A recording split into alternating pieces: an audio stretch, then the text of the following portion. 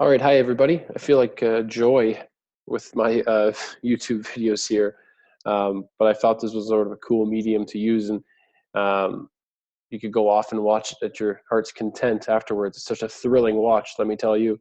But I'm here to share some of my experience with an interview I had with Dr. Joe Barrett.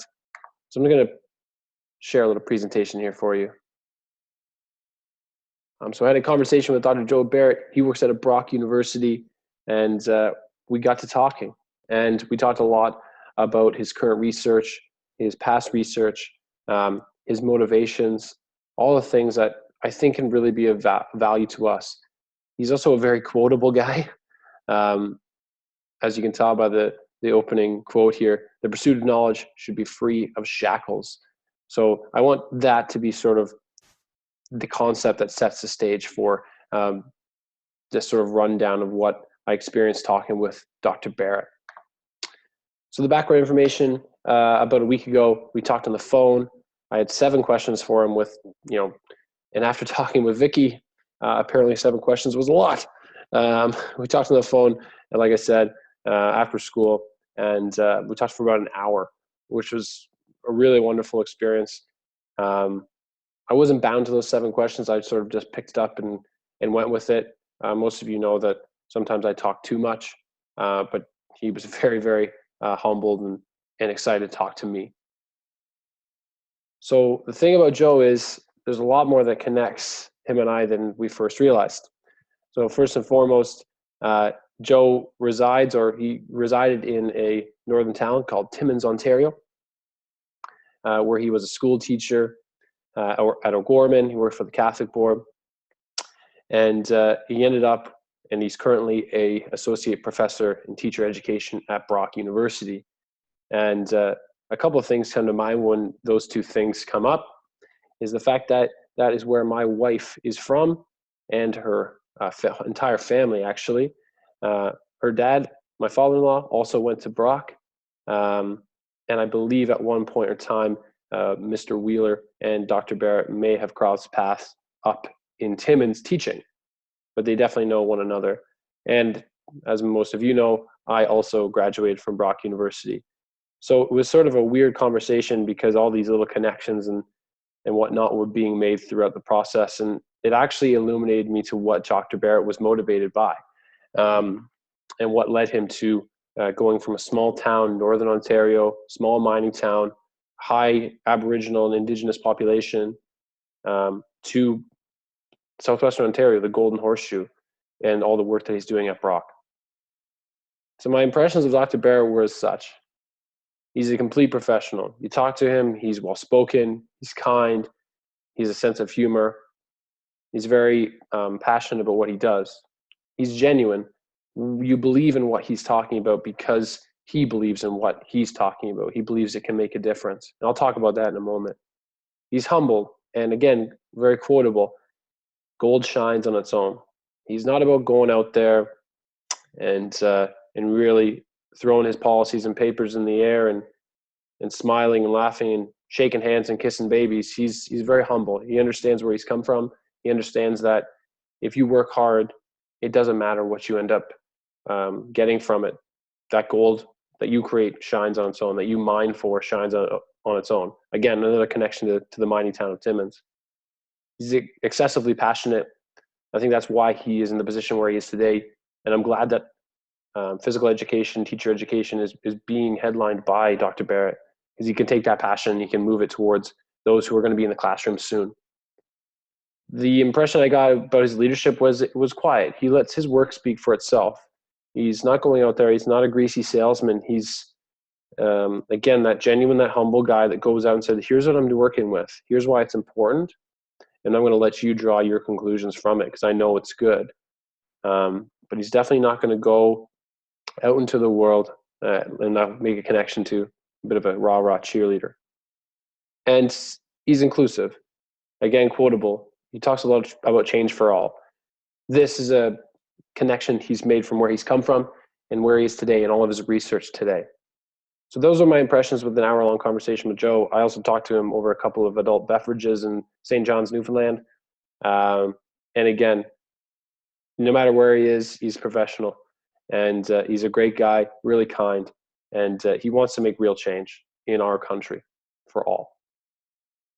So the background of Dr. Barrett's research focuses on Boyer's three perspectives in regards to education.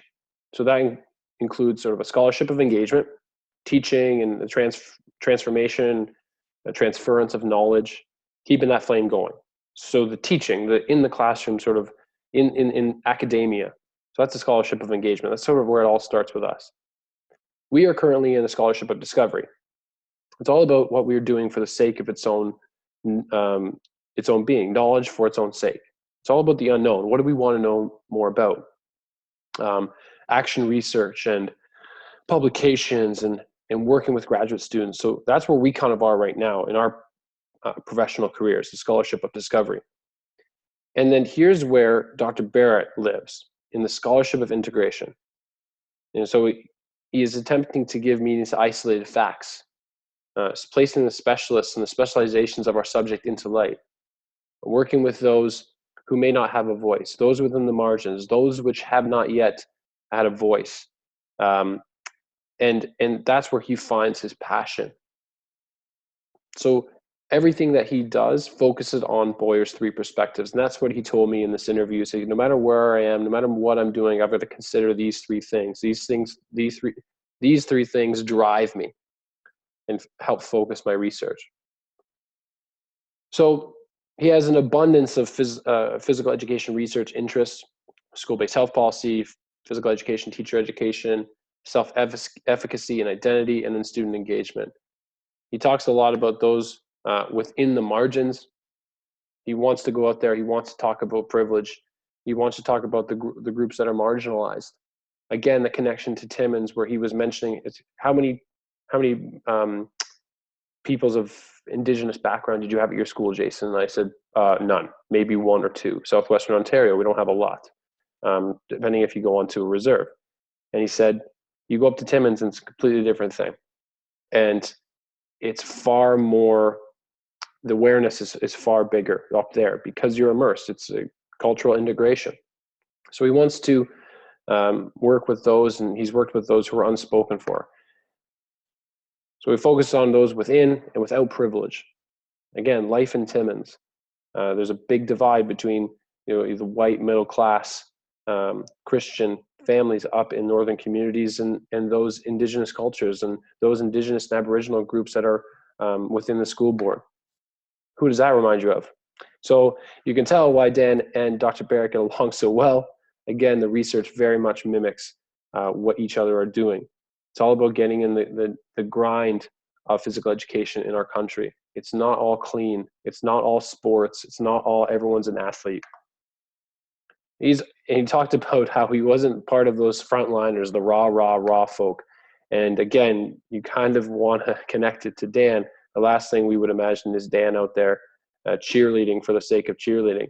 No, he's going to let his work speak for itself.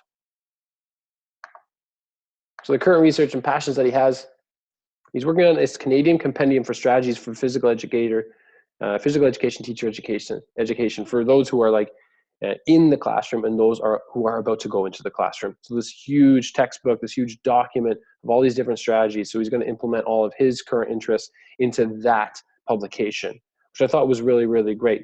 I would imagine that Dan has had some say in that or has had a voice in that. He talks a lot about student grouping within the physical education environment, something I had never really considered. He's very passionate about never letting kids group themselves, because what ends up happening, we can all think about that in our heads right now. What ends up happening if we say, okay, make your own groups? You can put the pieces together. And that connects to social school responsibility. He talks a lot about practice-oriented research. So action research we did with Berg, or what we're doing right now with Dan, it's about taking the research and making it meaningful in the classroom, getting some real change. And that's what I started to find out as I talked to Dr. Barrett, is he's all about practicality. He doesn't want to invest and work through the basics of academia and publish and never see anything from it. He wants practice oriented research. He wants to connect theory and practicality. So for instance, he worked with the Canadian dairy farmers to develop strategies and lessons and texts and publications for teachers and students to increase calcium consumption. Again, connecting practicality and theory and academics, all these things. So I asked them, I say, okay, well, in the past, we've got this whole TGFU thing. That's 20 years from us. Right? It started 20, 25 years ago. When we started talking about obesity prevention, we talked about games understanding. We've talked about so many things in our environment, in our sphere of physical education. We jump here to here. Now we're on physical literacy. What is physical literacy? So we had a really long conversation about where we need to go.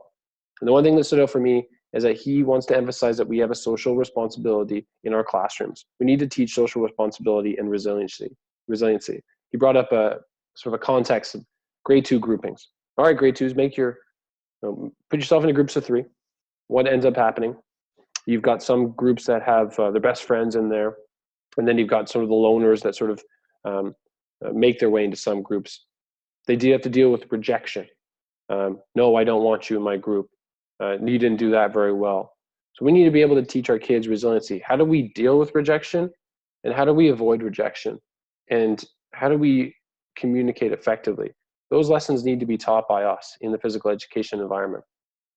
So again, he talks a lot about policies and the buy-in that we need to get from all teachers across the country. It's not enough to publish something, put it out there, and no one reads it.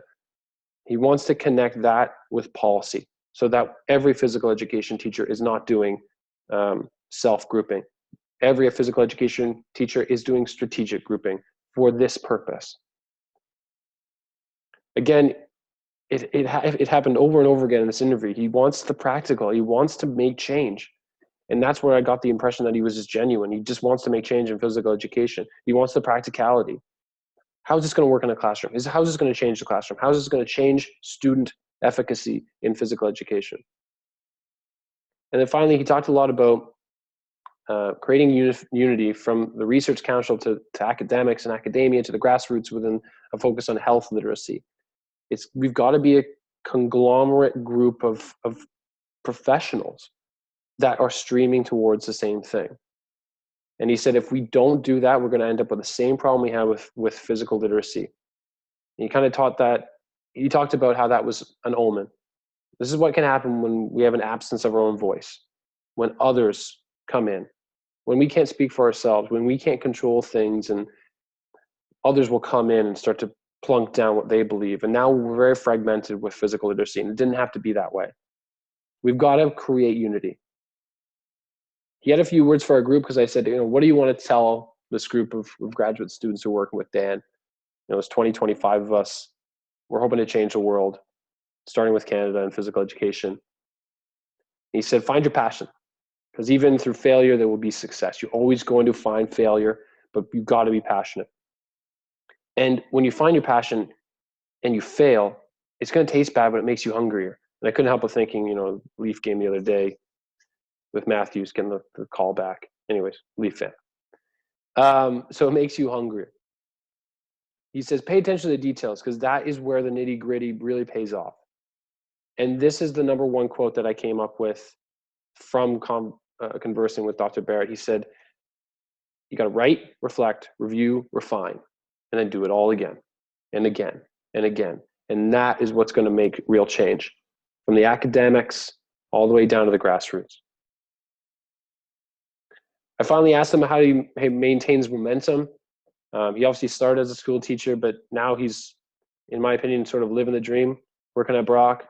He does all these courses with physical education, senior, intermediate, junior, everything, sports coaching. And I've kind of broken into 3 categories. He never gets ahead of himself. And that comes back to that modesty, which I think all Northern Ontario folk have, even my wife. Respect. He understands that he's in a position of privilege. He earned everything that he's got. And I believe it and he believes it. But that doesn't mean that you can slack. And finally, he feeds off the passion of us and teacher candidates and what we question and want to research. And he feeds off that passion. He's available for graduate consultation, which is no surprise to me. I had a really great time talking with Dr. Barrett. He left. He's like, I'm sure we're going to talk again much in the future. He asked what I was doing, which I thought, usually the interviewer asks all the questions, but he says, what do you want to do with your life? What do you do after this? And so I was very humbled by that he actually does give a damn about us and about what we're doing, because he can see that we're changing it and we're making it for the better. So that's it. Dr. Joe Barrett out of Brock. And I hope you learned something. It was an amazing experience. Thanks, everybody.